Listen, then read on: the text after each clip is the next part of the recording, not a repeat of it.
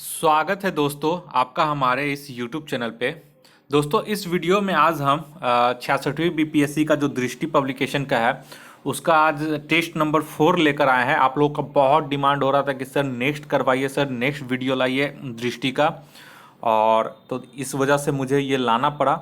और ये टेस्ट दृष्टि का जो टेस्ट सीरीज चौथा है, इसे शुरू करने से पहले कुछ चीज़ मैं क्लियर कर देना चाहता हूँ आज, ताकि आप लोग ज़्यादा परेशान ना हो। जैसे कि देखिए ये दृष्टि का था, तो ये मेरा ये दृष्टि का आखिरी सेट होगा। ठीक है, यूट्यूब पे जो भी मैं वीडियो जो बना रहा हूँ 66वीं बीपीएससी का, ये चौथा तक मैं करवा दूंगा। ठीक है, उसके बाद आप लोग परेशान मत होइएगा। जो आपने अब तक पढ़ा है उसे रिवीजन कर लीजिए और ज़्यादा इधर उधर दिमाग मत भटकाइए, सर ये सेट नहीं मिला, सर वो सेट नहीं मिला। ठीक है, और ये वीडियो कंप्लीट कर दूंगा। उसके बाद लास्ट जो मैंने आपको बोला है कि एडिटोरिया का जो बहुत सारे गलत क्वेश्चन है उसका मैं देख रहा हूँ, रिव्यू कर रहा हूँ उसका भी, और जैसे ही रिव्यू हो जाता है 1-2 दिन में उसका भी मैं वीडियो अपलोड कर दूंगा। और 66वीं बीपीएससी को मैं फिर टेस्ट सीरीज जो यूट्यूब पे चल रहा है उसको फिर स्टॉप करके फिर एक सदाबहार टेस्ट अब लाने जा रहा हूँ। ये सदाबहार टेस्ट क्या होगा, इसमें आपका बहुत ही महत्वपूर्ण प्रश्नों का कलेक्शन रहेगा। ठीक है, और ये सामान्य रूप से उपयोगी होगा बिहार दरोगा परीक्षार्थियों के लिए, बिहार एसएससी के परीक्षार्थियों के लिए, सचिवालय सहायक के लिए, बीपीएससी के लिए, सीडीपीओ के लिए, रेंज ऑफिसर के लिए, और बिहार कांस्टेबल, बिहार दरोगा, ये सभी कैंडिडेट्स के लिए सामान्य रूप से वो उपयोगी होगा। इसीलिए उसका नाम रखा गया है सदाबहार टेस्ट। ठीक है, तो सदाबहार टेस्ट का भी 1 नंबर करवा दिए हैं जो बीपीएससी पैटर्न पे था। इसी तरह से करके अब उसे मैं कंटिन्यू करूंगा। जो आप बीपीएससी का स्टूडेंट हैं, जो टेस्ट देना है 27 दिसंबर को, वो लोग अब इधर उधर दिमाग ना भटकाएं, अपना सेल्फ स्टडीज़ पे रहें, करना शुरू कर दें। प्रैक्टिस सेट मारें, उसको रिवीजन करें, जो अब तक पढ़ चुके हैं उसको भी रिवीजन कर लें, जितना प्रैक्टिस सेट बना चुके हैं उसको भी रिवीजन करें। और जो भी स्टडी मटेरियल हो रहा है वो हमारे टेलीग्राम चैनल पे भेजा जा रहा है, जिसका लिंक मैं अपने डिस्क्रिप्शन बॉक्स में दे दूंगा। अगर आप खुद से ज्वाइन होना चाहते हैं तो टेलीग्राम पे confusion9.2.11 सर्च करके खुद से ज्वाइन हो सकते हैं। तो ये सब चीज़ क्लियर हो गया। और जो भी मटेरियल भेजा जा रहा है अब तक, मैंने जैसे यूट्यूब पे मैंने 66वीं बीपीएससी का करीब 10 से 12 सेट डाल दिया हूँ। उस वहीं पे अगर आप टेलीग्राम पे बात करें तो वहाँ पे मैंने 30 डाल दिया, तो लगभग 40 के आसपास 66वीं बीपीएससी का टेस्ट सीरीज पूरा करवा चुका हूँ। अब आप लोग उसे देख लें। ठीक है, तो चलिए ये दृष्टि वाला जो पब्लिकेशन है उसका 66वीं बीपीएससी का टेस्ट नंबर 4, और ये आखिरी ये अपने चैनल पे अपलोड कर रहे हैं इस सीरीज का। ठीक है, दृष्टि सीरीज का ये आखिरी टेस्ट सीरीज मैं अपलोड करने जा रहा हूँ। आप लोग इसे देखें और ज़्यादा से ज़्यादा इसे शेयर कर लें। चलिए यहाँ पे बाइलिंगुअल मेथड में है, इसका क्वेश्चन पेपर मैं आपको भेज दूंगा टेलीग्राम चैनल पे, वहाँ से आप लोग डाउनलोड कर लें। और मैं इस वीडियो में केवल जो हिंदी मीडियम के हैं क्वेश्चन उसी को मैं देखूंगा। ठीक है, तो चलिए यहाँ पे है, इसे थोड़ा जूम कर लेते हैं। पहला क्वेश्चन बोला जा रहा है कि इकोसिस्टम यानी कि पारिस्थितिक तंत्र शब्द का प्रयोग सर्वप्रथम किसने किया था। तो पहला का हो जाएगा ऑप्शन सी, एजी टांसले ने। नेक्स्ट आइए दूसरा नंबर में। दूसरा बोल रहा है कि पारिस्थितिक पद चिन्ह को परिभाषित किया गया है। तो दूसरा का जो इसका सही आंसर हो जाएगा वो हो जाएगा ऑप्शन ए। ठीक है, पृथ्वी के पारिस्थितिकी तंत्र पर मानवीय मांग की माप के रूप में। ठीक है, नेक्स्ट आइए तीसरा नंबर। जहाँ एक्सप्लेनेशन का जरूरत होगा वहाँ मैं एक्सप्लेनेशन कर दूंगा। वैसे क्या होता है कि हर छोटे छोटे चीज़ जो आप लोग जानते हैं उसका भी एक्सप्लेनेशन करने में बहुत लंबा वक्त लग जाता है। और जैसा कि मैं देख रहा हूँ कि जो भी मैं टेस्ट सीरीज डाल रहा हूँ वीडियो पे, उसका एवरेज जा रहा है 14 से 15 मिनट। तो 1 घंटे 1.5 घंटे का डालने से कोई फ़ायदा नहीं हो रहा है, क्योंकि एवरेज जब जा रहा है 14 से 15 मिनट, यानी कि लोग जल्दी जल्दी वीडियो को देखकर आगे स्किप कर रहे हैं। ठीक है, तो यही वजह है कि मैं थोड़ा सा इसे शॉर्ट में आंसर बताऊंगा, और जिसका ज़रूरत होगा एक्सप्लेनेशन, जिसका बहुत बढ़िया होगा उसका मैं एक्सप्लेनेशन करते जाऊँगा। तीसरा नंबर आइए, निम्नलिखित में से कौन सी गैस ग्लोबल वार्मिंग के लिए उत्तरदायी नहीं है। ठीक है, यहाँ पे उत्तरदायी नहीं है, तो इसका हो जाएगा ऑप्शन डी, ऑर्गन। ठीक है, नेक्स्ट आइए चौथा नंबर में। चौथा बोल रहा है कि यहाँ पे स्पेस दे दिया गया है डैश, एक निर्दिष्ट तापमान पर वायवीय परिस्थितियों में जैविक पदार्थों का विघटन करने के लिए जीवाणु एवं अन्य सूक्ष्म जीवों द्वारा उपभोग किए जाने वाले ऑक्सीजन की मात्रा को दर्शाता है। तो चौथा का ये सबको पता होगा, चौथा का सी है, जैव रासायनिक ऑक्सीजन मांग। एक कभी कभी इसे शॉर्ट फॉर्म में लिख देता है BOD, यानी कि बायोकेमिकल ऑक्सीजन डिमांड इसे कहते हैं। यानी कि बायोकेमिकल ऑक्सीजन डिमांड एक निर्दिष्ट तापमान पर वायवीय परिस्थितियों में जैविक पदार्थों का विघटन करने के लिए जीवाणु एवं अन्य सूक्ष्म जीवों द्वारा उपभोग किए जाने वाले ऑक्सीजन की मात्रा को दर्शाता है। ठीक है, नेक्स्ट आइए 5वां नंबर में। 5वां जो है, निम्नलिखित में से कौन स्वस्थानीय संरक्षण का उदाहरण नहीं है? तो अगर आप लोग जो इंग्लिश मीडियम के होंगे, जो मैं PDF आपको सेंड करूंगा टेलीग्राम पे, वहां से आप लोग इसका इंग्लिश में क्वेश्चन देख सकते हैं। ठीक है, नेक्स्ट आइए 5वां का जो हो जाएगा इसका सही आंसर, इसका हो जाएगा ऑप्शन E। तो conservation of biodiversity leads to the conservation of essential ecological diversity to preserve the continuity of foods chain. और यहाँ पे देखिए E क्यों करेक्ट है, इसका कारण है यहाँ पे एक है EC2 कंजर्वेशन में जो हुआ था, उसमें बोला गया था कि conserving biodiversity outside the areas where the natural occurs is known as XC2 conservation. Examples geological park. ठीक है, तो जियोलॉजिकल पार्क हो गया। उसके बाद फिर बोल रहा है कि बोटनिकल पार्क, फिर सीड्स बैंक।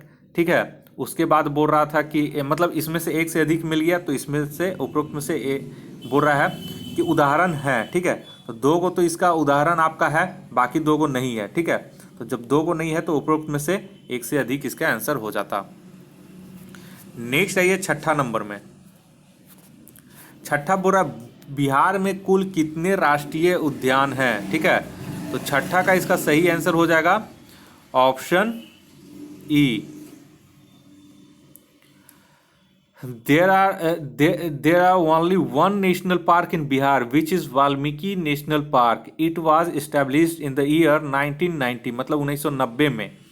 तो यहाँ पे केवल एक था, एक केवल मतलब नेशनल पार्क है। ठीक है, जो कि ऑप्शन में नहीं दिया गया है, इसलिए उपरोक्त में से कोई नहीं होगा। और वो एक नेशनल पार्क जो है वो वाल्मीकि नगर नेशनल पार्क है, वाल्मीकि नेशनल पार्क है। ठीक है, जो कहाँ पे है? तो वेस्ट चंपारण में है। नेक्स्ट आइए 7वां नंबर में। 7वां बोल रहा है कि बिहार के निम्नलिखित जिलों में से कौन सा एक नेपाल की सीमा को स्पर्श नहीं करता है? तो 7वां का सही हो जाएगा ऑप्शन E। देखिए 7 डिस्ट्रिक्ट हैं बिहार के जो नेपाल को टच करते हैं। ठीक है, कौन कौन? तो वेस्ट चंपारण, ठीक है, वेस्ट चंपारण, ईस्ट चंपारण, सीतामढ़ी, उसके बाद आ जाता है मधुबनी, उसके बाद सुपौल। ठीक है, उसके बाद अररिया और किशनगंज। तो यहाँ पे सारे जो हैं वो नेपाल से टच कर रहे हैं, तो बोल रहा है कि नहीं, तो ग्रुप में से कोई नहीं हो जाएगा। नेक्स्ट आइए 8वां नंबर। 8वां बोल रहा है कि भौगोलिक दृष्टि से बिहार को कितने भागों में बांटा गया है? तो 8वां का इसका सही हो जाएगा ऑप्शन C, 3 भाग में बांटा गया है। ठीक है, तो यहाँ पे आप लोग याद रखिएगा, इसे 3 भाग में बांटा गया है। कौन कौन? तो एक पहला हो जाएगा डिवीजन रामानसगढ़ दून।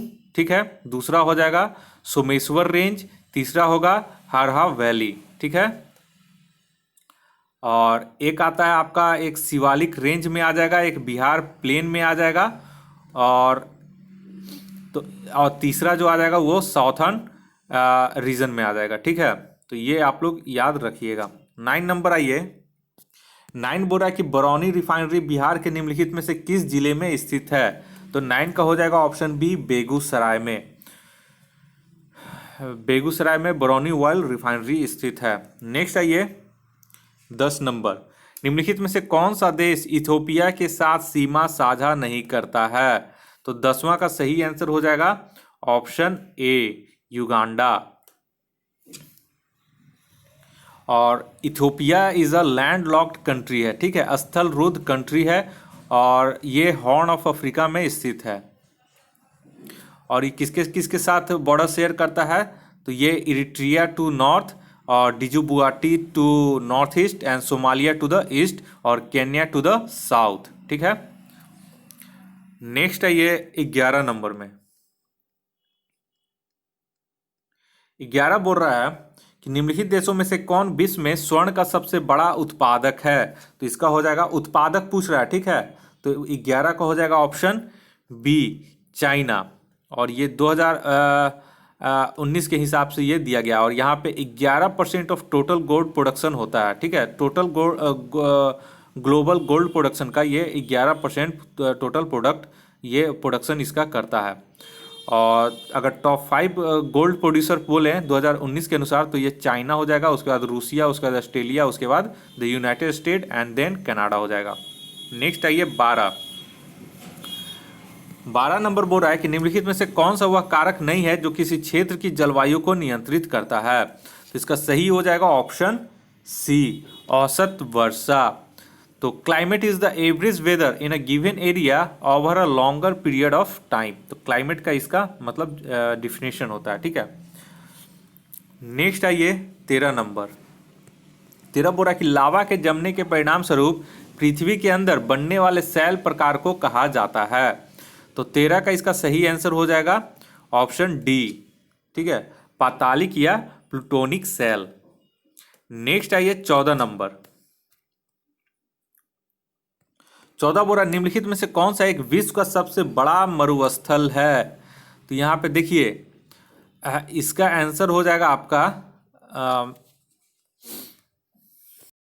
तो इसका पूछ रहा है कि सबसे यहाँ पे बड़ा मरुस्थल है। तो देखिए, बहुत सारा दिक्कत क्या होता है ना, कि यहाँ पे बहुत सारा में ऑप्शन में देख के चला जाता है, ठीक है।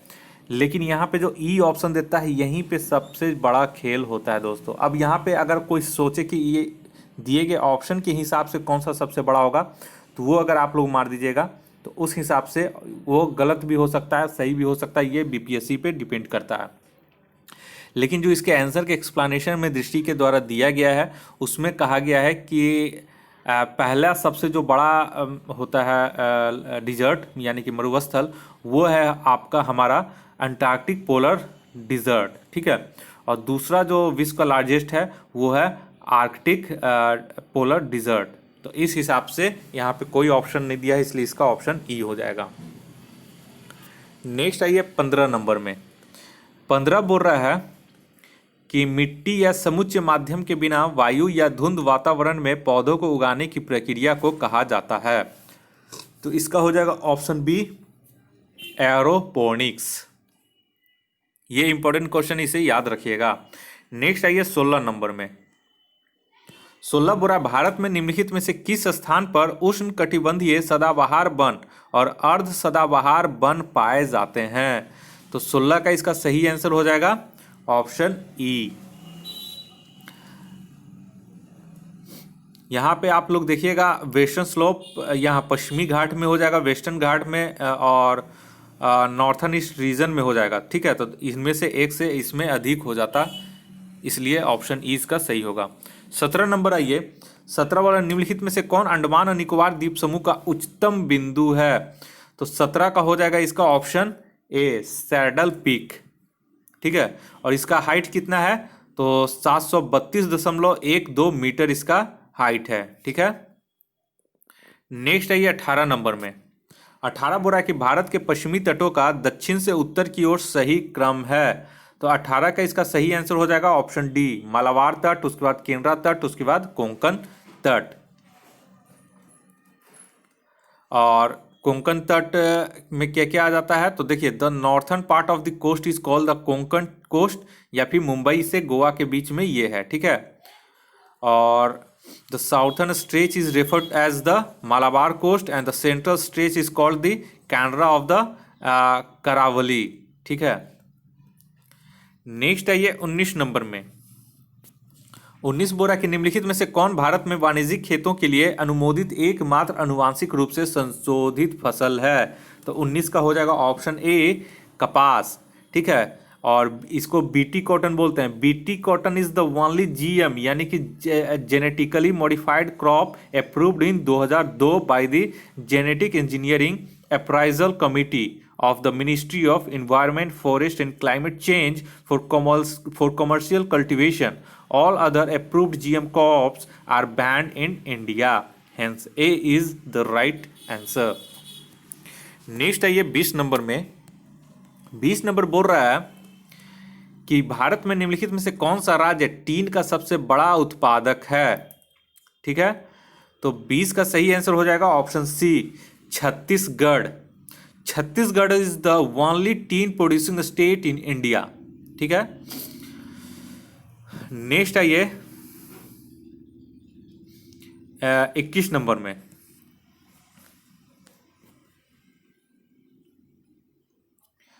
इक्कीस नंबर बोल रहा है कि निम्नलिखित में से कौन सा देश भारतीय उपमहाद्वीप का हिस्सा नहीं है। तो 21 का सही हो जाएगा ऑप्शन ई। क्यों? क्योंकि देखिए, इंडिया सब continents consist of India, Nepal, Bangladesh, उसके बाद पाकिस्तान, उसके बाद भूटान, उसके बाद श्रीलंका एंड द मालदीव्स। तो ये आप लोग याद रखिएगा कि भारतीय उपमहाद्वीप यानी कि इंडियन सब कॉन्टिनेंटल में कौन कौन से शामिल देश हैं। तो India, Nepal, Bangladesh, Pakistan, Bhutan, Sri Lanka and the Maldives ये शामिल हैं। ठीक है, and it is the largest such entity in the world. 22 number आइए। 22 नंबर बोल रहा है कि लोनार झील भारत के किस राज्य में अवस्थित है। तो ये हो जाएगा ऑप्शन बी, महाराष्ट्र में। नेक्स्ट आइए 23 नंबर। 23 बोल रहा है कि वर्ष 2021 में भारत की जनगणना का आरंभ होगा। तो 23 का था ऑप्शन बी, 1 मार्च से। और ये लॉकडाउन की वजह से थोड़ा लेट हो रहा है। नेक्स्ट आइए 24 नंबर। 24 जो है वर्ष 2011 की जनगणना के अनुसार प्रवासियों की सर्वाधिक संख्या के लिए जिम्मेदार 2 राज्य हैं। तो 24 का इसका सही आंसर हो जाएगा ऑप्शन डी, उत्तर प्रदेश और बिहार। नेक्स्ट आइए 25 नंबर। 25 बोल रहा है कि 2011 की जनगणना के अनुसार बिहार में सर्वाधिक जनसंख्या वृद्धि दर वाला जिला है। तो 25 का सही हो जाएगा ऑप्शन बी, मधेपुरा। ठीक है, मधेपुरा में पॉपुलेशन ग्रोथ रेट कितना है। तो 31.12।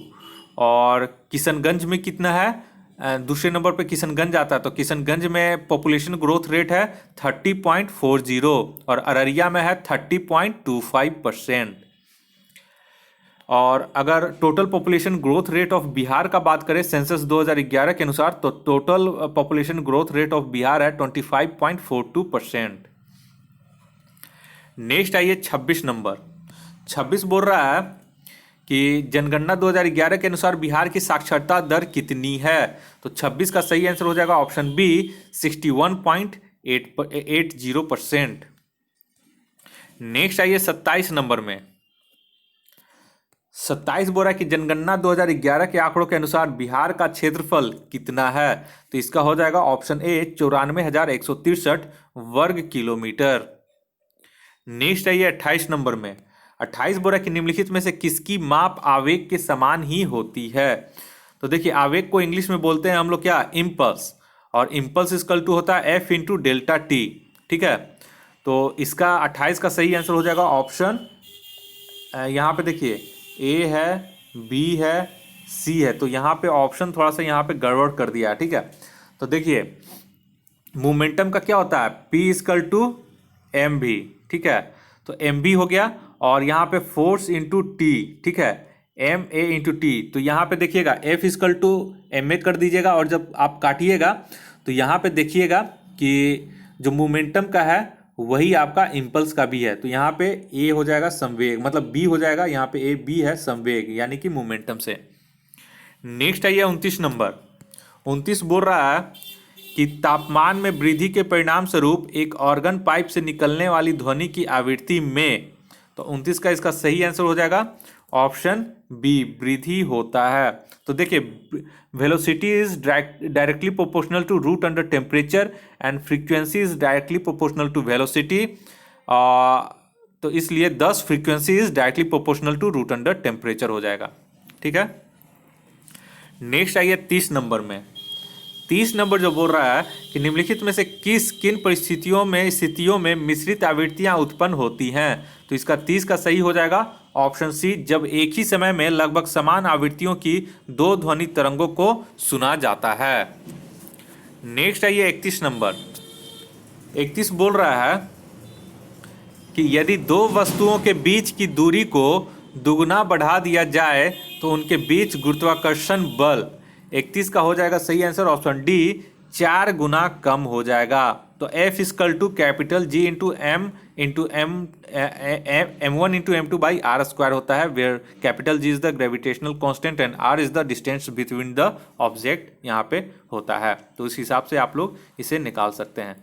नेक्स्ट आइए 32 नंबर। 32 नंबर बोल रहा है आपका कि न्यूट्रॉन के गुणों के विषय में कौन सा एक कथन सही नहीं है। तो 32 का इसका सही आंसर हो जाएगा ऑप्शन डी, न्यूट्रॉन परमाणु नाभिक के चारों ओर परिक्रमा करता है। ये जो है ये सही नहीं है। नेक्स्ट आइए 33 नंबर। 33 बोल रहा है कि निम्नलिखित में से कौन इस बात की पुष्टि करता है कि प्रकाश ध्वनि से तेज गति से यात्रा करता है। तो यहाँ पे 33 का हो जाएगा, 33 नंबर का हो जाएगा ऑप्शन सी, त्वरित वृष्टि। तो during the thunder storm lightning and thunder happen at the same time but you see lightning before you hear thunder because light which travel a millions times faster than sound that's why arrives almost instantly but sound on the other hand takes about 5 seconds to travel 1 miles। Next आइए 34 number में। 34 बोल रहा है कि निम्नलिखित में से किन तरंगों की उत्पत्ति नाभिक के रेडियोधर्मी क्षय द्वारा होती है। तो 34 का सही आंसर हो जाएगा ऑप्शन बी, गामा तरंगें। नेक्स्ट आइए 35, ठीक है। 35 बोल रहा है कि के लिए कौन सी संख्या जोड़ी जानी चाहिए। तो 35 का सही हो जाएगा ऑप्शन बी, 273.15, यानी कि Kelvin equal to Celsius plus 273.15 कर दीजिएगा, ये फॉर्मूला होता है। नेक्स्ट आइए 36 नंबर में। 36 बोल रहा है कि 1 किलोग्राम ठोस को इसके गलनांक बिंदु पर द्रव अवस्था में बदलने के लिए आवश्यक ऊष्मा की मात्रा है। तो 36 का सही आंसर हो जाएगा ऑप्शन ए, संलयन की गुप्त ऊष्मा, यानी कि latent heat of vaporization is the heat energy required to change 1 kg of a liquid to a gas at atmospheric pressure and at its boiling points. और लैटेंट हीट ऑफ फ्यूजन होता है, latent heat of fusion होता है is the, यहाँ पे देखिए संलयन की गुप्त ऊष्मा, ठीक है, वाष्पीकरण की नहीं। अभी जो हम बता रहे थे लैटेंट हीट ऑफ वेपोराइजेशन का, तो ये नहीं है। यहाँ पे सही आंसर हो जाएगा संलयन की गुप्त ऊष्मा। इसको इंग्लिश में बोलते हैं latent heat of fusion is the amount of heat energy required to change 1 kg of solid into liquid at its melting point. तो ये 36 नंबर जो आपका है बहुत ही इंपॉर्टेंट क्वेश्चन है, इसे आप लोग जरूर एक बार नोट कर लीजिएगा। नेक्स्ट आइए 37 नंबर में। 37 नंबर बोल रहा है कि कोलाइडी विलयन में प्रकाश प्रकीर्णन की घटना को कहा जाता है। तो 37 का इसका सही आंसर हो जाएगा ऑप्शन सी, प्रकाश का अपवर्तन, यानी कि रिफ्रैक्शन ऑफ लाइट। नेक्स्ट आइए 38 नंबर। 38 बोल रहा है कि रक्त से औषधियों को अलग करने के लिए निम्नलिखित में से किस प्रक्रिया का उपयोग किया जा सकता है। तो 38 का इसका सही आंसर हो जाएगा ऑप्शन ए, क्रोमैटोग्राफी। इसे भी आप लोग याद रखिएगा। 39 नंबर में आइए। 39 बोल रहा है कि अलग अलग परमाणु संख्या वाले विभिन्न तत्व जिनकी द्रव्यमान संख्या समान होती है उन्हें कहा जाता है। तो ये तो आप लोग को याद होगा, इसका सही आंसर हो जाएगा ऑप्शन ए, समभारिक। ठीक है, समभारिक को बोलते हैं इंग्लिश में आइसोबार्स। नेक्स्ट आइए 40 नंबर। 40 बोल रहा है कि निम्नलिखित में से कौन सी रासायनिक अभिक्रिया है। तो 40 का इसका सही आंसर हो जाएगा, यहाँ पे फिर गड़बड़ कर दिया है, ए होगा, ये बी होगा, सी होगा, डी होगा, ई होगा। ठीक है, तो लोहे में यहाँ पे एक से अधिक देखने ही से पता चल जा रहा है, उपरोक्त में से एक से अधिक लोहे में जंग लगना, ये वाहनों द्वारा ईंधन का जलना, ठीक है, ये सब जो है rusting of iron, burning of the fuel in vehicle, respiration, ये सब रासायनिक अभिक्रिया है। ठीक है, केमिकल चेंजेस हैं। नेक्स्ट आइए 41 नंबर में। 41 बोल रहा है कि चिप्स निर्माताओं द्वारा चिप्स के बैग में नाइट्रोजन गैस क्यों भरी जाती है। तो 41 का सही आंसर हो जाएगा ऑप्शन सी, ऑक्सीकरण प्रक्रिया को रोकने के लिए, ताकि वस्तु जो अंदर है वो जल्दी खराब ना हो। नेक्स्ट आइए 42 नंबर में। 42 नंबर बोल रहा है आपका, हाँ 42 बोल रहा है कि निम्नलिखित में से कौन कार्बोहाइड्रेट का उदाहरण नहीं है। तो इसका सही आंसर हो जाएगा ऑप्शन बी, एक्टिन। ठीक है, एक्टिन जो है वो कार्बोहाइड्रेट का उदाहरण नहीं है। नेक्स्ट आइए 43 नंबर में। 43 बोल रहा है कि मानव रक्त का औसत पीएच मान कितना होता है, तो ये सभी को पता होगा। 43 का हो जाएगा ऑप्शन सी 7.4, और रेंज इसका होता है 7.35 टू 7.45 के रेंज में ये होता है, लेकिन हम लोग जनरली इसे 7.4 मेजर करते हैं। नेक्स्ट आइए 44 में। गाय के दूध का रंग हल्का पीला होता है, क्यों? तो 44 का डी हो जाएगा, बीटा कैरोटीन की उपस्थिति के कारण। इसे आप लोग याद रखिएगा।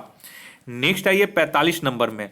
45 बोरा की निम्नलिखित में से कौन सा लैक्राइमल ग्रंथि के माध्यम से स्रावित होता है? तो 45 का सही आंसर हो जाएगा ऑप्शन बी, आंसू। ठीक है। नेक्स्ट आइए 46 नंबर में। 46 बोरा की कीट भक्षी पौधे प्राय किस प्रकार की मृदा में पाए जाते हैं? तो 46 का इसका सही आंसर हो जाएगा ऑप्शन सी, नाइट्रोजन की कमी वाली मृदा में। नेक्स्ट आइए 47 नंबर में। 47 बोरा की उस एंजाइम का नाम क्या है जिसकी उत्पत्ति जुगाली करने वाले युवा पशुओं के पेट में होती है और दुग्ध उद्योग में पनीर का उत्पादन करने के लिए भी इसका उपयोग किया जाता है? तो 47 का सही आंसर हो जाएगा ऑप्शन ए, रेनिन, और ये रेनिन एंजाइम होता है। ठीक है। नेक्स्ट आइए 48 नंबर में।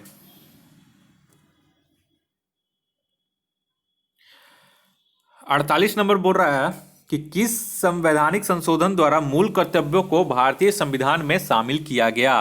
तो ये 48 आप लोग को याद होगा। 48 का हो जाएगा ऑप्शन डी, 42वां संविधान संशोधन 1976, और इसमें आपका पार्ट 4A में आपका संशोधन किया गया था। और करेंटली अगर बात करें तो we have 11 fundamental duties in our constitution under article 51A which are statutory duties and the enforceable by law.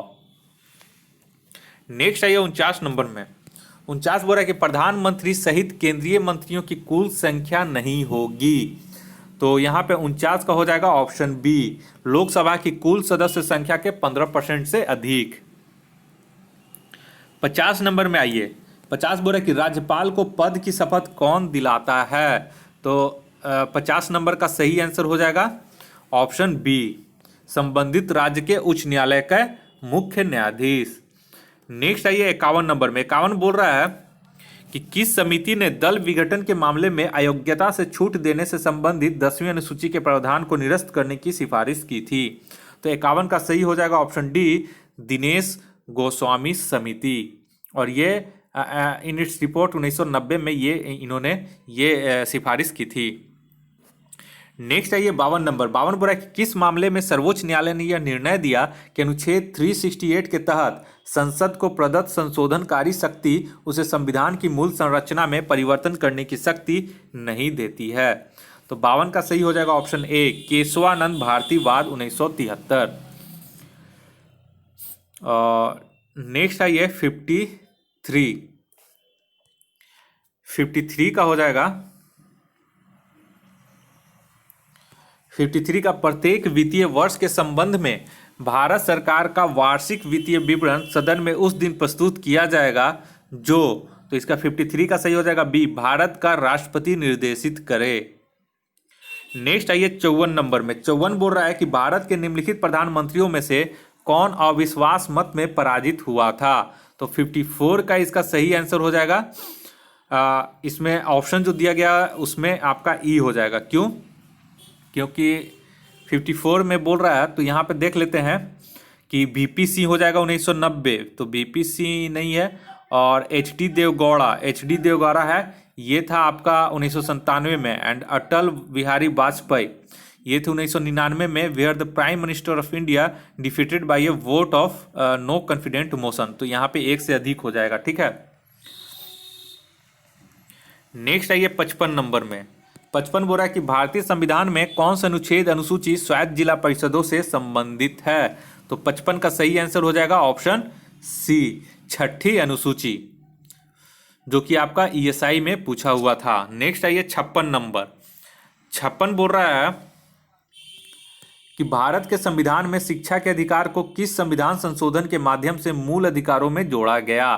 तो 56 का सही आंसर हो जाएगा ऑप्शन डी, संविधान के 86वां मतलब 86वां संविधान संशोधन अधिनियम 2002 के माध्यम से। और इसमें आपका article 21 declares that the state shall provide free and compulsory education to all children of age of 6 to 14 years in such a manner as the state may determine.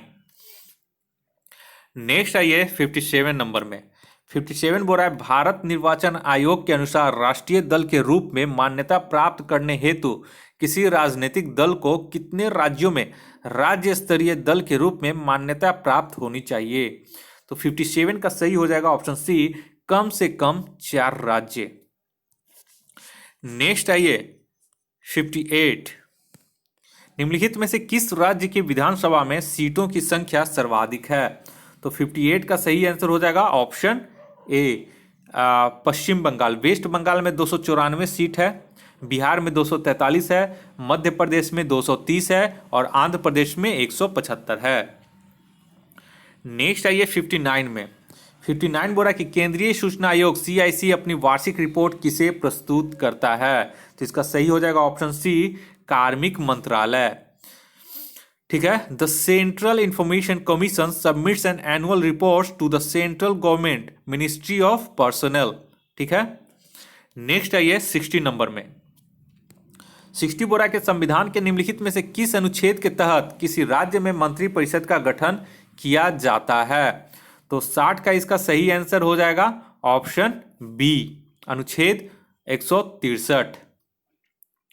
ये सब इंपॉर्टेंट क्वेश्चन है, ये सब आप लोग नोट करते जाइएगा copy pen लेकर। 61 आइए 61 बोला कि बिहार विधान परिषद में कुल कितनी सीटें हैं। तो 61 का इसका सही आंसर हो जाएगा ऑप्शन डी, 75। नेक्स्ट आइए, और 75 में आपका क्या क्या है। 75 मेंबर में आपका 63 are elected and 12 are nominated. ठीक है, नेक्स्ट आइए 62 नंबर में। बिहार दिवस मनाया जाता है। तो 62 तो सबको पता होगा, 62 का इसका आंसर हो जाएगा सी, 22 मार्च को। नेक्स्ट आइए 63 में। 63 बोला निम्नलिखित में से कौन बिहार का राज्य निर्वाचन आयुक्त है। तो 63 का हो जाएगा ऑप्शन ए, अशोक कुमार चौहान। और इसे आप लोग को एक बार देख लेना होगा कि वर्तमान में भी है क्या कि चेंज हो गए हैं, ये एक बार आप लोग खुद से चेक कर लीजिएगा। ठीक है, 64 आइए 64 नंबर है, निम्नलिखित में से किसने बिहार के मुजफ्फरपुर जिले के कोल्हुआ में एक सिंह स्तंभ का निर्माण कराया था। तो 64 का इसका सही आंसर हो जाएगा ऑप्शन डी, अशोक ने। नेक्स्ट आइए 65 नंबर। 65 आपका बोल रहा है कि निम्नलिखित में से किसने हड़प्पा कालीन मोहरों द्वारा चित्रित नहीं किया गया है। तो 65 का देखिए, Harappan seals gives us useful information. ठीक है, और these seals are made of soap stone, terracotta and copper से।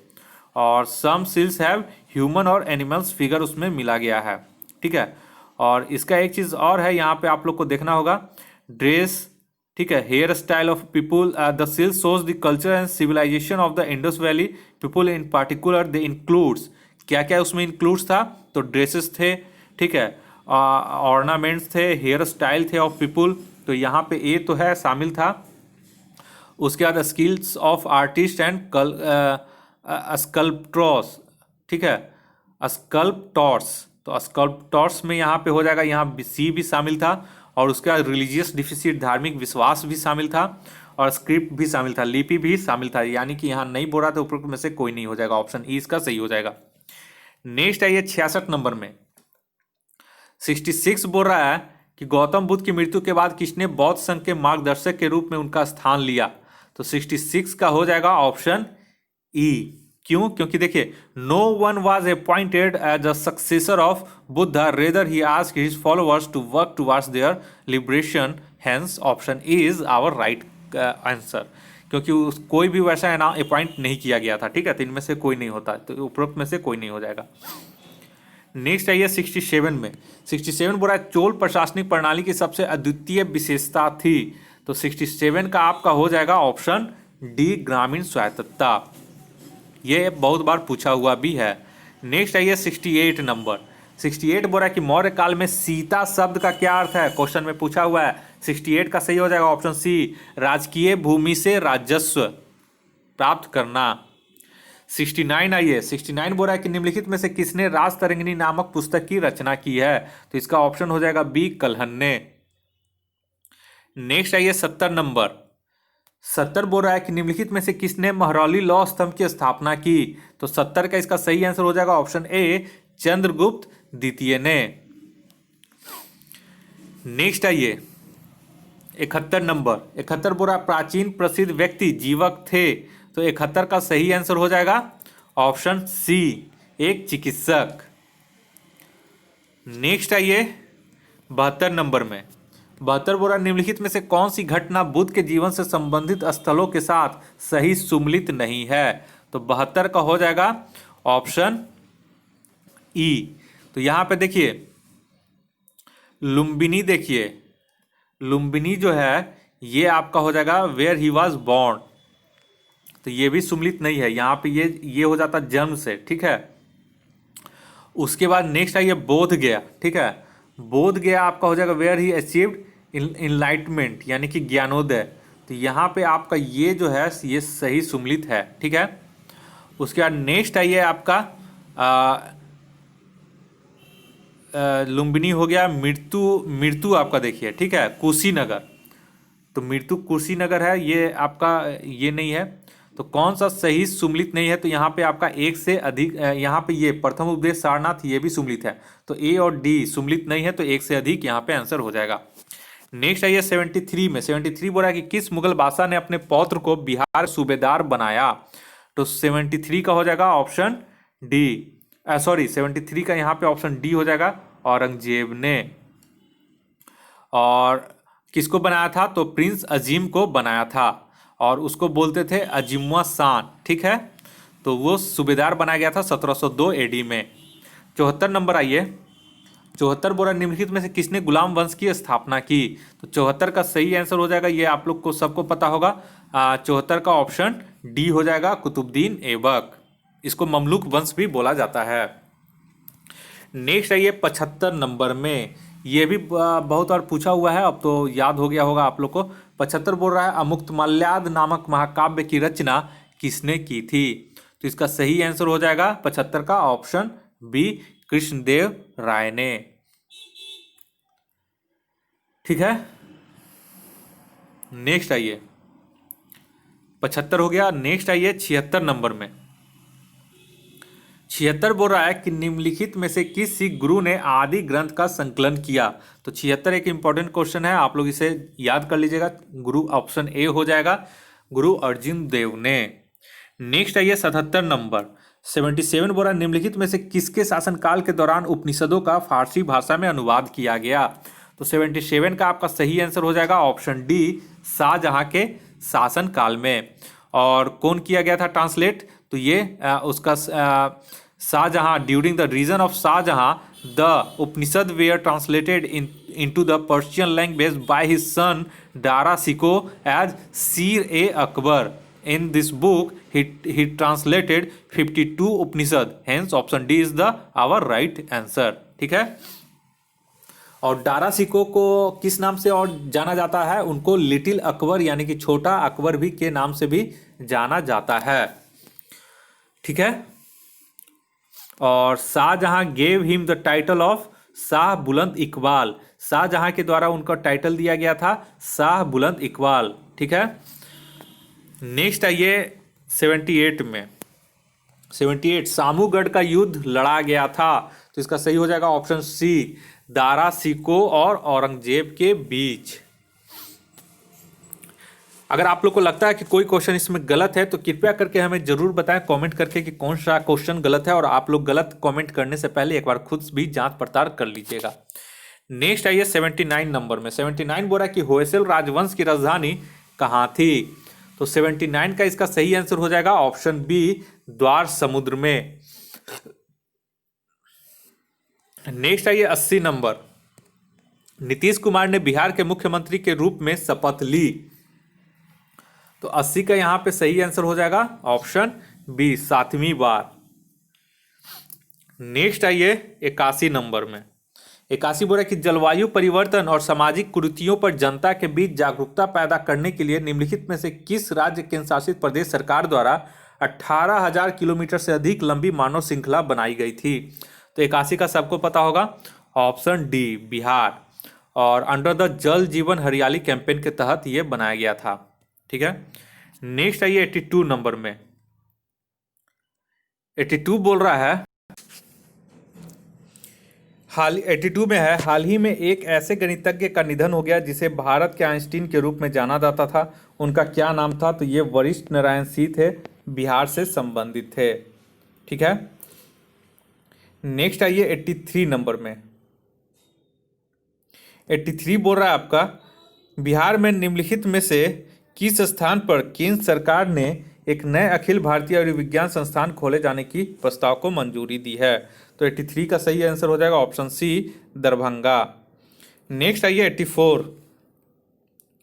84 बोल रहा है कि बिहार में अश्वगंधा कॉरिडोर बनाया जाना प्रस्तावित है। तो 84 का सही हो जाएगा ऑप्शन डी, भागलपुर से बक्सर तक। और ये मतलब बैंक्स ऑफ गंगा के किनारे ये बनाया जाएगा। और Bihar agriculture university BAU is going to get funds to develop the corridor. ठीक है, नेक्स्ट आइए 85 में। 85 बोल रहा है कि निम्न में से किस राज्य सरकार ने जल करो नामक एक अभ्यास द्वारा अपने जल निकायों की जियो मैपिंग शुरू की है? तो 85 का सही आंसर हो जाएगा ऑप्शन सी, बिहार। नेक्स्ट आइए 86 नंबर में। 86 बोल रहा है, निम्नलिखित में से किस देश में विश्व का एकमात्र ज्ञात सफेद जिराफ पाया जाता है? तो 86 का सही आंसर हो जाएगा ऑप्शन डी, केन्या में। ठीक है, और ये आप लोग याद रखिएगा, इंपॉर्टेंट क्वेश्चन है। 87 आइए।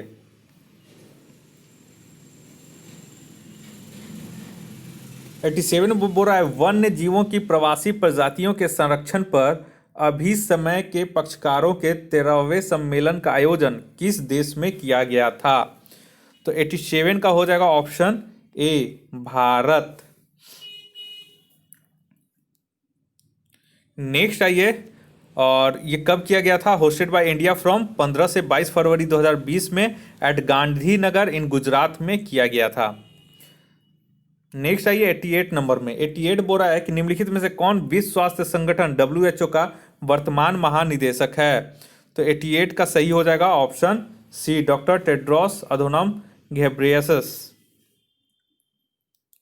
नेक्स्ट आइए 89 का।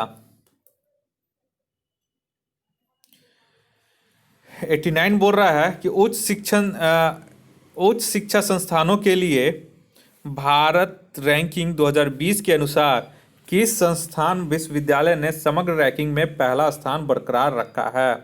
तो 89 का सही आंसर हो जाएगा ऑप्शन बी, भारतीय तकनीकी संस्थान मद्रास, यानी कि IIT मद्रास। नेक्स्ट आइए 90 नंबर। 90 नंबर बोल रहा है कि नेल्सन मंडेला अंतर्राष्ट्रीय दिवस कब मनाया जाता है? तो ये हो जाएगा 90 का ए, 18 जुलाई को। ठीक है, नेक्स्ट आइए 91 नंबर में। 91 बोल रहा है कि सिंगापुर अभिसमय जो हाल ही में समाचारों में था संबंधित है। तो 91 का सही आंसर हो जाएगा इसका option E, the Singapore convention on मेडिएशन is a United nation treaty named after the country and come into force on 12 सितंबर 2020। तो यहाँ पे जो था वो मेडिएशन था, is a United state nation treaty के लिए। तो यहाँ पे अंतर्राष्ट्रीय और एक मिनट, तो यहाँ पे कोई भी ऑप्शन नहीं दिया गया है क्योंकि मीडिएशन था ये यूनाइटेड नेशन ट्रीटी के बीच में। तो यहाँ पे ऑप्शन में कुछ नहीं है, इसलिए उपयुक्त में से कोई नहीं हो जाता। नेक्स्ट आइए 92 में। 92 बोला जा रहा है 92 में बोल रहा है कि मिसाइल पार्क अग्निप्रस्थ की स्थापना की जाएगी। तो 92 का इसका सही आंसर हो जाएगा ऑप्शन ए, INS कलिंग में। ऑन कब किया जाएगा? तो INS Kalinga on 28 May 2020। Next आइए 93 में। 93 बोल रहा है कि निम्नलिखित में से कौन सा एक भारत का पहला सोशल मीडिया एप्लीकेशन है? तो 93 का हो जाएगा ऑप्शन बी, एलिमेंट्स, इसे आप लोग याद रखिएगा। और India's first social media super application elements was launched by the vice president of India Venkaiah Naidu on July 2020। 94 number आइए, हाल ही में किसे एशियाई विकास बैंक का उपाध्यक्ष नियुक्त किया गया है? तो 94 का सी अशोक लवासा, जो पहले चुनाव आयुक्त थे। ठीक है, नेक्स्ट आइए 95 नंबर। 95 बोला कि निम्नलिखित में से किस राज्य में भारत की पहली डॉल्फिन वेधशाला स्थापित की जाएगी? तो 95 का सही आंसर हो जाएगा option D, Bihar. The Bihar government is sitting of India's first observatory for the Gangetic dolphin in the Bhagalpur district. Next आइए 96 नंबर। 96 बोल रहा है हॉकी इंडिया का नया अध्यक्ष किसे नियुक्त किया गया है? तो 96 का इसका सही आंसर हो जाएगा ऑप्शन ए, ज्ञानेंद्रो निंगोम बाम। और ये मणिपुर के हैं। ठीक है, मणिपुर के ये निवासी हैं। नेक्स्ट आइए 97 नंबर। 97 बोल रहा है कि हाल ही में निम्नलिखित में से किस देश में एशिया के सबसे बड़े सौर ऊर्जा संयंत्र का उद्घाटन किया गया? तो 97 का सही आंसर हो जाएगा ऑप्शन बी। और ये रीवा मध्य प्रदेश में इसका उद्घाटन किया है 750 मेगावाट सोलर पावर प्लांट का। नेक्स्ट आइए 98 नंबर में। 98 बोल रहा है कि वर्ष 2020 में वैश्विक खुशहाली रिपोर्ट का कौन सा संस्करण प्रकाशित किया गया? तो 98 का इसका सही हो जाएगा ऑप्शन सी, 8वां संस्करण। In March 2020 the 8th edition of the world happiness report was released by the Sustainable Development Solution Network यानी कि SDSN, hence C is the our right answer। 99 आइए, प्रोजेक्ट प्लेटिना हाल ही में समाचारों में था, यह संबंधित है, इस तरह से क्वेश्चन देता है। और 99 का इसका सही आंसर हो जाएगा ऑप्शन डी, प्लाज्मा थेरेपी से। The Maharashtra government launch project Platina. ठीक है, touted to be the world's largest plasma therapy trial for the treatment of corona virus patient. Next आइए 100 नंबर में। 100 नंबर बोल रहा है निम्नलिखित में से किस उद्देश्य के लिए सेकेतकर समिति की नियुक्ति की गई थी? तो 100 का इसका सही आंसर हो जाएगा ऑप्शन सी, रक्षा सुधार के लिए। और ये लेफ्टिनेंट जनरल रिटायर्ड थे। ठीक है, डीवी सेतकर। नेक्स्ट आइए 101 नंबर। 101 बोल रहा है कि निम्नलिखित में से कौन से कार्यक्रम भारत में जनजातीय युवाओं के डिजिटल कौशल के लिए शुरू किया गया था? तो 101 का सही हो जाएगा ऑप्शन बी, गोल। गोल मतलब going online as leaders is a joint initiative of Facebook India with the ministry of tribal affairs to provide mentorship to tribal youth through digital mode. Next आइए 102 number में। 102 बोल रहा है कि निम्नलिखित देशों में से किस में मई 2020 में होने वाले गुट निरपेक्ष आंदोलन नाम के शिखर सम्मेलन की अध्यक्षता की? इसे आप लोग याद रखिएगा, ऑप्शन ए हो जाएगा Azerbaijan. Azerbaijan is the president of grouping from 2019 to 2022 and the meet is being organised under the leadership of president of Azerbaijan Ilham Aliyev, hence option A is our right answer. और the title of the summit we stand together against कोविड-19, इसका अगर title पूछेगा या theme पूछेगा तो इसका theme हो जाएगा वी स्टैंड टुगेदर अगेंस्ट कोविड-19। तो ये आप लोग हमेशा याद रखिएगा, ये पूछेगा। 103 नंबर आइए। 103 बोल रहा है कि वर्ष 2020 का नोबेल शांति पुरस्कार किसे प्रदान किया गया? तो 103 का इसका सही आंसर हो जाएगा ऑप्शन बी, विश्व खाद्य कार्यक्रम को। तो the Norwegian Nobel committee awarded the Nobel prize 2020 to the world food program WFP short form में भी दिया रहेगा। नेक्स्ट आइए 104। 104 बोल रहा है कि डॉक्टर विजयालक्ष्मी रमनन का अक्टूबर 2020 में निधन हो गया, वह कौन थी? तो 104 का सही आंसर हो जाएगा ऑप्शन डी, वायुसेना अधिकारी थी। और ये थी the first women officer to be commissioned in the Indian air force. ठीक है, तो इस वजह से ये चर्चा में थी। नेक्स्ट आइए 105 नंबर। 105 बोल रहा है प्रॉमिस्ड लैंड संस्मरण है, तो 105 का सही हो जाएगा ऑप्शन सी, बराक ओबामा का। नेक्स्ट आइए ये भी इंपॉर्टेंट क्वेश्चन है, ठीक है। जो मैं इंपॉर्टेंट बोलते जा रहा हूँ वो हर हाल में आप लोग याद कर लीजिएगा। नेक्स्ट आइए 106 नंबर में। 106 बोल रहा है इंडियन प्रीमियर लीग के 13वें संस्करण का फाइनल मैच किनके बीच खेला गया था। तो 106 का सही हो जाएगा ऑप्शन डी, मुंबई इंडियंस और दिल्ली कैपिटल के बीच। नेक्स्ट आइए, हाँ नेक्स्ट है 107 नंबर। 107 बोल रहा है पर्यावरण प्रदर्शन सूचकांक 2020 में भारत किस स्थान पर था। तो ये हो जाएगा ऑप्शन बी, 168वें स्थान पे था, ठीक है। नेक्स्ट आइए 108 में। 108 बोल रहा है कि बिहार की नवगठित सरकार में निम्नलिखित में से किसे वित्त मंत्रालय का कार्यभार सौंपा गया है। तो 108 का सही हो जाएगा ऑप्शन डी, ताराकिशोर प्रसाद, और ये बीजेपी के नेता हैं। 109 नंबर, बिहार बजट 2020-21 में कुल बजट परिव्यय का कितना भाग ग्रामीण विकास के लिए आवंटन किया गया है। तो 109 का सही हो जाएगा ऑप्शन बी, 12.8%, और अगर करोड़ में पूछेगा तो 26,058 करोड़ रुपया। नेक्स्ट आइए 110 नंबर में। 110 पूरा कि स्वचालित मार्ग के तहत रक्षा क्षेत्र में प्रत्यक्ष विदेशी निवेश का वर्तमान सीमा है। तो 110 का सही आंसर हो जाएगा ऑप्शन सी, 74%। नेक्स्ट आइए, मतलब इसमें कह रहा है कि recently the department of promotion of industry and internal trade DPIIT permitted 74% foreign direct investment यानी कि FDI in the defence sector under automatic route and the rest 26% under government approval, ठीक है।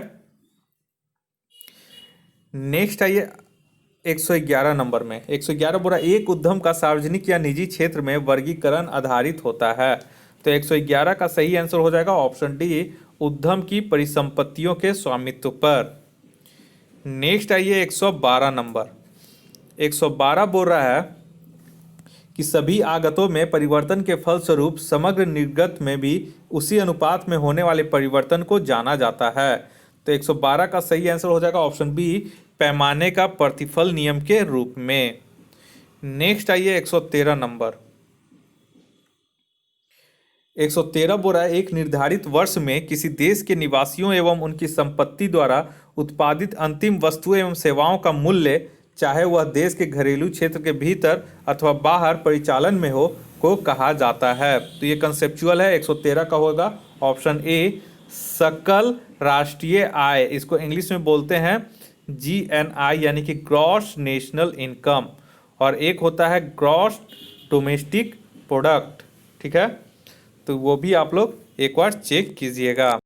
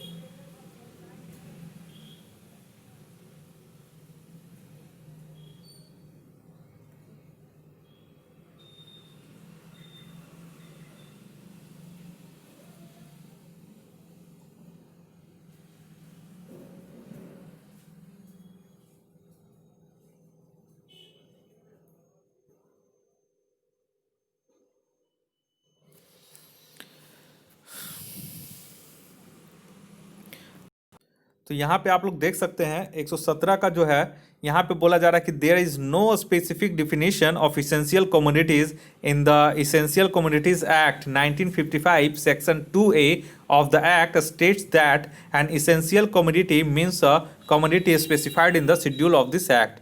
और करंटली अगर प्रेजेंट का बात करें तो द शेड्यूल कंटेन्स 9 कमोडिटीज़, और उन 9 कमोडिटीज़ में ये सभी कमोडिटीज़ शामिल हैं। जबकि हमारा क्वेश्चन में पूछा है कि नहीं, तो ये सभी तो शामिल हैं, तो यहाँ क्वेश्चन में नहीं पूछा है, तो इनमें से कोई नहीं हो जाएगा। नेक्स्ट आइए 118 नंबर। 118 बोल रहा है कि श्रम सुविधा पोर्टल के संबंध में निम्नलिखित कथनों में से कौन सा एक सही नहीं है? तो 118 का इसका सही आंसर हो जाएगा। यहाँ पे हम देख सकते हैं ऑप्शन ए इसका सही आंसर ऑप्शन होगा। ये जो है ये सही नहीं है। श्रम सुविधा पोर्टल को वाणिज्य एवं उद्योग मंत्रालय द्वारा शुरू किया गया, ये इसका सही नहीं है, जबकि ये ministry of labour and employment के द्वारा शुरू किया गया था। नेक्स्ट आइए 119 में 119 बोरा की मांग की शून्य कीमत लोच का अर्थ है। तो 119 का इसका सही आंसर हो जाएगा ऑप्शन ए, वस्तु के मूल्य में चाहे जो भी परिवर्तन हो मांग में कोई परिवर्तन नहीं होता है। ये भी एक तरह से इंपॉर्टेंट क्वेश्चन है। नेक्स्ट आइए 120 में 120 बोल रहा है कि मितव्ययिता का विरोधाभास की अवधारणा किसने प्रतिपादित की? तो 120 का सही आंसर हो जाएगा option C, John Maynard Keynes ने। और इसको इंग्लिश में बोलते हैं पैराडॉक्स ऑफ थ्रिफ्ट। ठीक है, तो इसको प्रतिपादित किए थे जॉन मेनार्ड कीन्स ने। 121 में आइए 121 बोल रहा है कि वैश्विक भूखमरी सूचकांक 2020 में भारत का स्थान है। तो 121 का सही हो जाएगा ऑप्शन बी 94। नेक्स्ट आइए 122 में 122 बोल रहा है कि रॉबर्ट क्लाइव द्वारा निम्नलिखित में से किसे बिहार का नायब दीवान नियुक्त किया गया?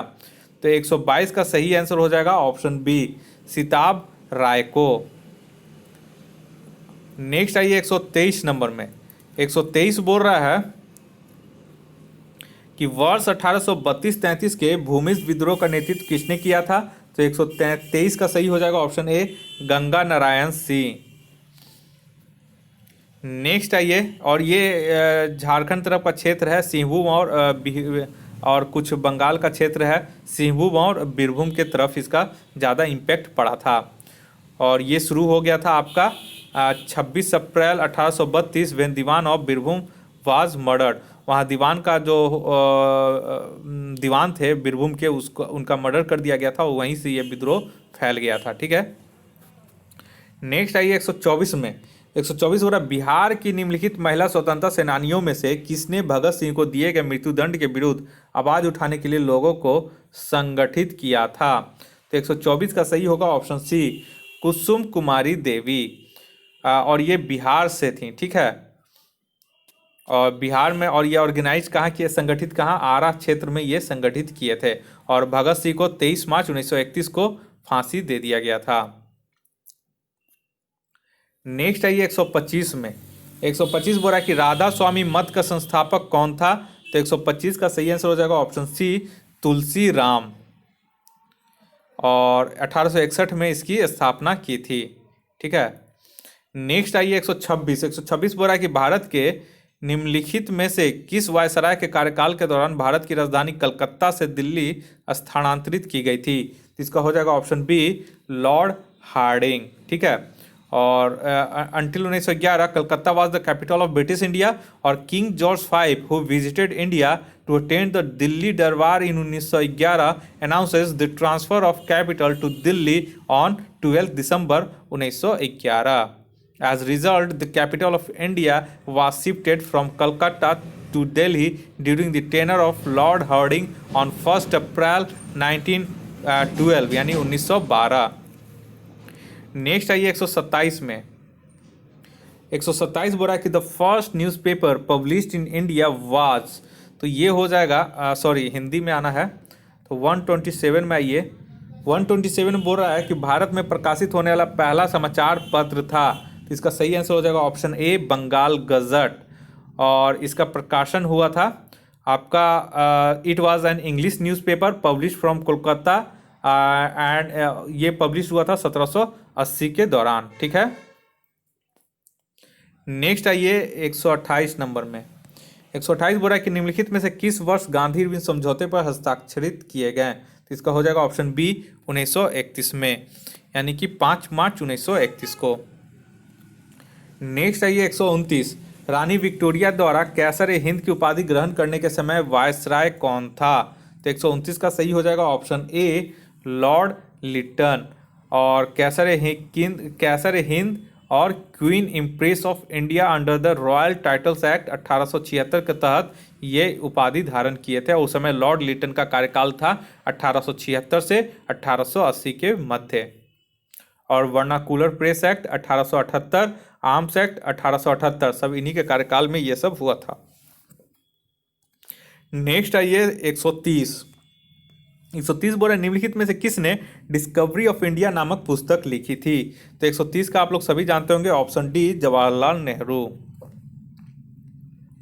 131 आइए, असहयोग आंदोलन के विषय में निम्नलिखित में से कौन सा सही नहीं है? तो 131 का सही आंसर हो जाएगा ऑप्शन सी, जलियांवाला बाग हत्याकांड के कारण इसे निलंबित कर दिया गया। तो ये जो है ये सही नहीं है। नेक्स्ट आइए, और देखिए नन कोऑपरेशन डे यानी कि असहयोग आंदोलन जो था, नन कोऑपरेशन मूवमेंट, ये आपका शुरू हुआ था 1 अगस्त 1920 को और एंड हुआ था 5 फरवरी 1920 को। नेक्स्ट आइए आपका, और ये किसके कारण बंद कर दिया गया था? तो चौरा चौरी जो कांड हुआ था 5 फरवरी 1922 को, उससे दुखी होकर गांधी जी ने इसे वापस ले लिया था। नेक्स्ट आइए 132 नंबर। 132 बोला कि गांधी जी निम्नलिखित में से किस समाचार पत्र पत्रिका से नहीं जुड़े हुए थे? तो 132 का हो जाएगा ऑप्शन डी, युगांतर से ये नहीं जुड़े हुए थे। ठीक है, और युगांतर जो था ये वीकली मैगजीन था, इसे पब्लिश कर रहे थे भूपेंद्र नाथ दत्त एंड बरिंद्र कुमार घोष के द्वारा इसे प्रकाशित किया जा रहा था। ये एक वीकली पत्रिका था यानी कि साप्ताहिक। नेक्स्ट आइए 133, अमृतसर अधिवेशन 1919 में भारतीय राष्ट्रीय कांग्रेस के प्रस्ताव के अनुसार महात्मा गांधी कांग्रेस के नए संविधान के लेखक थे। निम्नलिखित में से किसे महात्मा गांधी के साथ सहयोग करने हेतु चुना गया था? तो 133 का इसमें हो जाएगा आंसर ई, क्योंकि देखिए यहाँ पे एक चीज़ ध्यान देने योग्य बात यह है, और यहाँ पे गांधी जी का जो सहयोग करने के लिए चुने गए थे उसमें थे NC केलकर, ठीक है, उसके बाद थे IB सेन, उसके बाद थे तिलक, ठीक है, BG तिलक, और उसके बाद थे CR दास। ठीक है, तो यहाँ पे आपका एक से अधिक हो जाएगा, इसलिए ऑप्शन ई हो जाएगा इसका सही आंसर।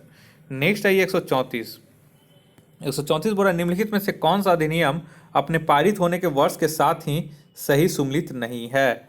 तो 134 का हो जाएगा ऑप्शन डी, पिट्स इंडिया अधिनियम, यहाँ पे हो जाएगा ये 1784, बाकी यहाँ पे सभी सही सुमेलित हैं। और द पिट्स इंडिया एक्ट 1784 को also called the east India company act 1784 भी कहा जाता है। नेक्स्ट आइए 135 में। 135 बोला निम्नलिखित में से कौन सा ब्रिटिश भारत के गवर्नर जनरलों का सही कालानुक्रमिक क्रम है? तो 135 का इसका सही आंसर हो जाएगा ऑप्शन ए, वारेन हेस्टिंग्स, उसके बाद लॉर्ड मेटकॉफ, लॉर्ड डलहौजी, फिर लॉर्ड कैनिंग।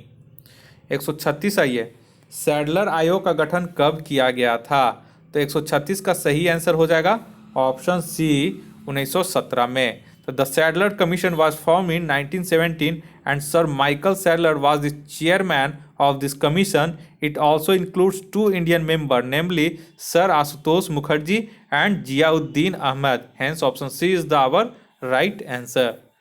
और इसका the main objective of this commission was to improve the university education by separating secondary education from the university education. Next आइए 137 में। 137 बोल रहा है निम्नलिखित में से कौन मुजफ्फरपुर षड्यंत्र कांड से जुड़ा हुआ था? तो 137 का इसका सही आंसर हो जाएगा ऑप्शन ई। क्यों? क्योंकि देखिए मुजफ्फरपुर कॉन्स्पिरेंसी केस हुआ था 1908 में, और इसमें खुदीराम बोस, ठीक है, खुदीराम बोस प्रफुल्ल चाकी थे, तो एक से अधिक इसका आंसर हो जाता। नेक्स्ट आइए 138 बोला निम्नलिखित में से किस क्षेत्र में अस्थायी बंदोबस्ती की शुरुआत की गई थी? तो 138 का सही आंसर हो जाएगा ऑप्शन ए, बंगाल। और ये लॉर्ड कॉर्नवालिस के समय लॉर्ड कॉर्नवालिस ने इसका परमानेंट सेटलमेंट, इसका अस्थायी बंदोबस्त की शुरुआत की थी। नेक्स्ट आइए 139 बोला सरफरोशी की तमन्ना अब हमारे दिल में है कविता की पहली बार निम्नलिखित में से किसने गाया था? तो 139 का सही आंसर हो जाएगा ऑप्शन सी, राम प्रसाद बिस्मिल ने। और ये लिखे कौन थे? तो ये लिखा गया था बिस्मिल अजीमाबादी के द्वारा ऑफ पटना इन 1921। ठीक है, पटना में बिस्मिल अजीमाबादी ने इसे लिखा था और राम प्रसाद बिस्मिल जो थे पहली बार इसे गाए थे। ठीक है, तो ये बहुत ही इंपॉर्टेंट क्वेश्चन है, इसे आप लोग नोट कर लीजिएगा जो मैंने अभी बताया। नेक्स्ट आइए 140 में, वर्ष 1905 में कांग्रेस के बनारस अधिवेशन की अध्यक्षता किसने की? तो 140 का सही आंसर हो जाएगा ऑप्शन डी, गोपाल कृष्ण गोखले ने। नेक्स्ट आइए 41। अब इधर से 10 क्वेश्चन आपका मैथ्स रहता है, तो मैथ्स का मैं आपको केवल आंसर बताते जाऊंगा और आप लोग इसे खुद से सॉल्व करने का प्रयास कीजिएगा। तो 141 का सही आंसर हो जाएगा ऑप्शन ए 2। ठीक है, अर्थपूर्ण उनमें से कितने अर्थपूर्ण शब्द बनेंगे? तो 2। नेक्स्ट आइए 142। 142 का है, यहाँ पे रीजनिंग दे दिया गया है लेकिन जनरली मैथ्स रहता है। ठीक है, 142 का सही आंसर हो जाएगा ऑप्शन डी, एमिट। एमिट मतलब मिटाना। ठीक है, इरेज करना। 143 में आइए, 143 का इसका सही आंसर हो जाएगा ऑप्शन ई। क्यों? क्योंकि राइट ऑप्शन होगा 19 जो कि ऑप्शन में कहीं नहीं दिया गया है। 144 आइए, 144 का सही आंसर हो जाएगा ऑप्शन बी, ममेरा भाई। 145 में आइए, 145 का सही आंसर हो जाएगा ऑप्शन डी, 45 मीटर पूर्व। नेक्स्ट आइए 146 में, 146 का सही आंसर हो जाएगा ऑप्शन ए, 1। देखिए कैसे है, 38/19 माइनस 10/5।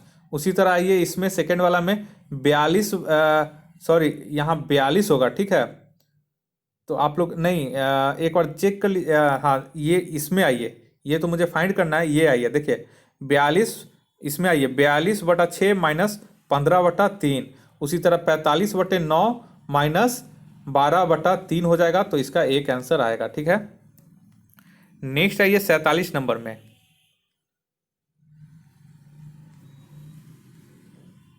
47 बोल रहा है मैथ्स का कि इसका सही आंसर हो जाएगा ऑप्शन बी, 10% की कमी आएगी। नेक्स्ट आइए 48 नंबर। 48 का जो इसका सही आंसर हो जाएगा उसका हो जाएगा ऑप्शन ए, हो जाएगा 16, इसका राइट आंसर होगा। नेक्स्ट आइए 149 में। 149 का जो सही आंसर होगा आपका ऑप्शन सी हो जाएगा, 62 किलोमीटर प्रति घंटा। और 150 का जो सही आंसर हो जाएगा और इस टेस्ट सीरीज का ऑप्शन सी हो जाएगा 36,000। तो दोस्तों इस तरह से मैंने आपका पूरा दृष्टि वाला मैंने इसका 4 टेस्ट सीरीज करवा दिया है और अब आगे इसका टेस्ट सीरीज नहीं आएगा, इसलिए अब आप लोग सेल्फ स्टडीज़ पे ज़्यादा ध्यान दें। अब जो 66वीं बीपीएससी का है वो लास्ट में एडिटोरिया का एक बनाऊंगा, जो भी अब तक मैं बना चुका हूँ उसका एक लास्ट बनाऊंगा वीडियो, बस आखिरी एडिटोरिया का, कि जिसमें गलत क्वेश्चन कौन कौन सा है उस पर एक वीडियो मैं बनाऊंगा। और उसके बाद 66वीं बीपीएससी के लिए दृष्टि और एडिटोरिया वाला मैं ख़त्म करके अब सदाबहार टेस्ट मैं चलाने वाला हूँ। सदाबहार टेस्ट 1 डाल चुका हूँ, अगर आप लोगों ने नहीं देखा है तो डिस्क्रिप्शन बॉक्स में उसका लिंक है, उसे देखें। और उसमें आपका हर सिलेबस को ध्यान में रखते हुए उसके हिसाब से बहुत ही महत्वपूर्ण प्रश्नों का कलेक्शन करके उसमें आपको आंसर दिया जाएगा। और जल्द ही उसका सदाबहार टेस्ट 2 आप लोग के सामने लाया जाएगा। आप हमारे इस चैनल पर नए हैं तो कृपया करके इस चैनल को सब्सक्राइब कर लें, ताकि कोई भी नया वीडियो अपलोड हो तो उसका नोटिफिकेशन सबसे पहले आपके मोबाइल तक पहुंच सके। इस वीडियो को देखने के लिए आप लोग का शुक्रिया। आपका दिन मंगलमय हो। धन्यवाद।